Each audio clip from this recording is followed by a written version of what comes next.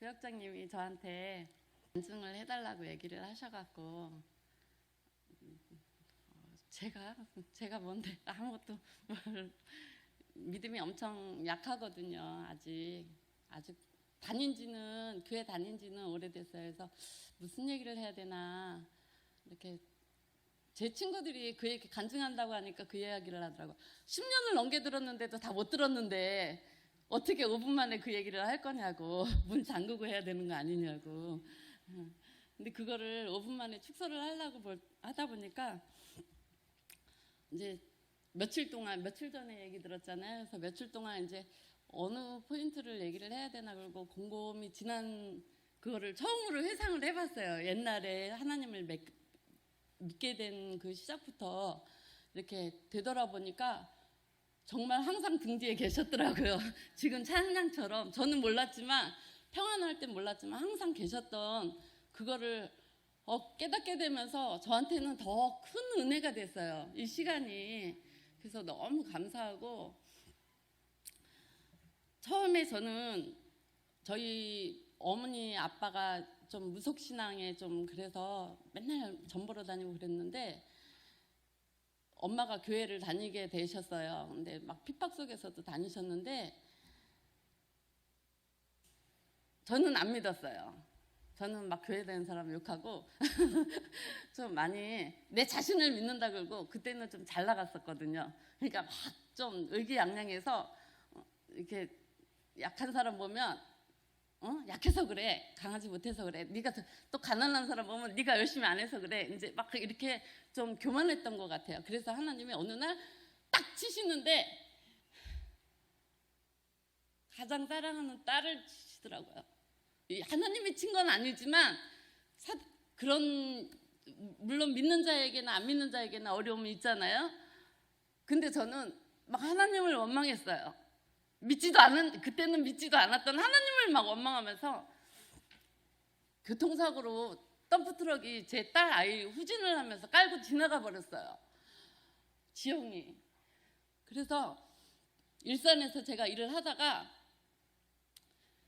강변북로를 타고 오는데 토요일날 오후 2시니까 차가 그냥 서 있는 거예요. 너무 막 두려워서 막 기절했다가 깨어났다, 기절했다 깨어났다, 차가 움직이지를 않으니까.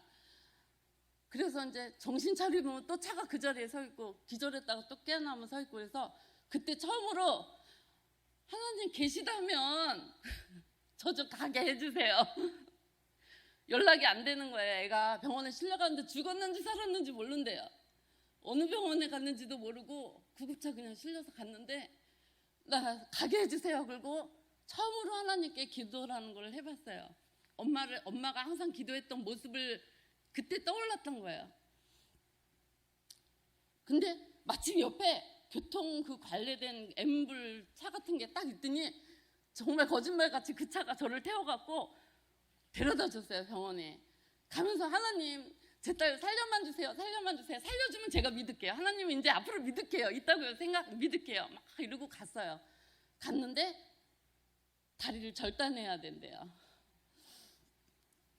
죽지는 않았는데 지금 빨리 절단하면 무릎을 절단할 수 있고, 아킬레스건이 끊어져서 조금만 빨리 지체 않으면 여기 허벅지 밑에를 해야 되니까 빨리 사인하라고, 의사가 수술 들어가야 되니까 빨리 사인하라는데, 아까 하나님이 살려줬잖아요. 거기서 이제 제가 그러면 기도하면 날 수 있으니까 나 여기 안 자르고 살 수 있을 것 같은 생각이 들더라고요. 그래서 나 안 자른다고, 다른 병원으로 가겠다고. 그리고 거기서 사인 안 하고 거기서 포기각서를 쓰라 그러더라고요. 원망 안 하겠다는. 그걸 쓰고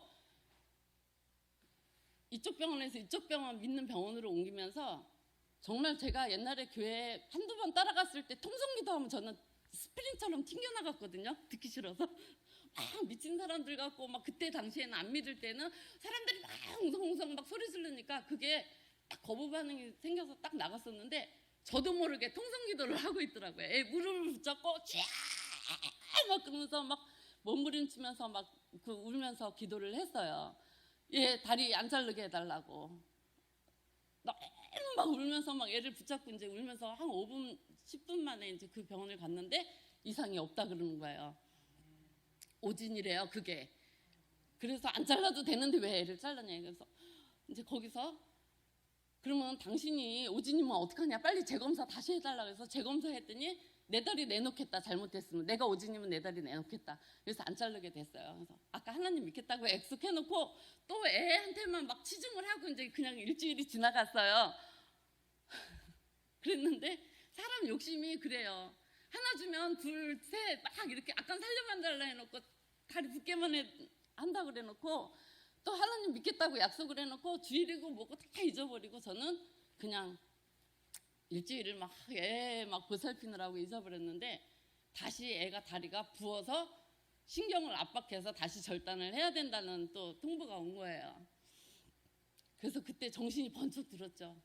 그래서 그때 이제 다시 억지로라도 그때는 무서워서 두려워서 안 믿으면 애가 잘못될 것 같은 생각에 이제 성당을 다니게 됐었어요. 처음에 한 10년 정도 성당을 다니다가 이제 제가 하는 영업에 이제 어떤 손님으로 오신 분이 우리 교회 딱 한 번만 와봐라. 딱 한 번만 오면 내가 말 안 할게. 그때 몇 천만 원 큰 계약자였으니까 저는 한 번 가는 거야 뭐 어렵겠나 이러면서 그냥 가벼운 마음으로 갔는데 너무 막 가자마자 막 펑펑펑펑 그 서러움 여태까지 그 풀지 못했던 영혼의 항상 갈급했던 제가 좀 우울증이 있었거든요. 그래서 항상 그 채워지지 않는 그게 그렇게 막 끝나고 나니까 다 가시고 안 계신 거예요. 혼자 울다 보니까.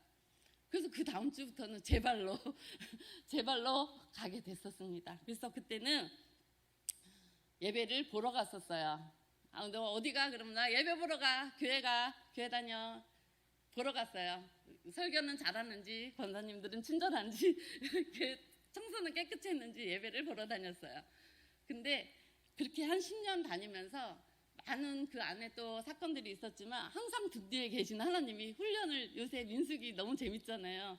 훈련도 시키시고 보호도 해주시고 그렇게 훈련을 조금 해나가시다가 우울증도 낫게 해주시고 그래서 요새는 예배를 드리러 다니고 있습니다.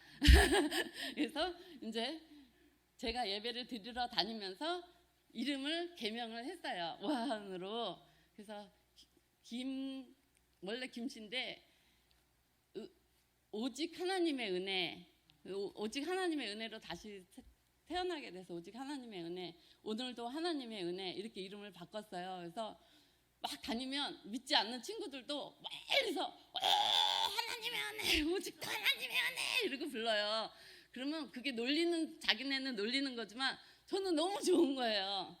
안 믿는 사람들도 오직 하나님의 은혜 막 이러니까 주위 사람들이 다 쳐다봐요. 쟤 미쳤나 보다 이러는데 너무너무 그 이름 바꾸고 나서 더 그 사라가 만족의 민족의 어머니라 그래도 웃었잖아요. 남들은 제가 믿음이 좋아서 뭐 너 이름 그렇게 지었니 그러지만 믿음이 좋지 못하지만 그렇게 순종해서 따라가면서 자꾸 듣다 보면 사람들이 이름을 불러주다 보면 저도 그렇게 되지 않을까 그런 마음으로 이름을 개명을 하고 다니는데 요새 민수기 때문에 성령 충만 너무 돼갖고 길지만 잠깐 한 가지만 얘기를 해줄게요. 어느 분이 그러더라고요.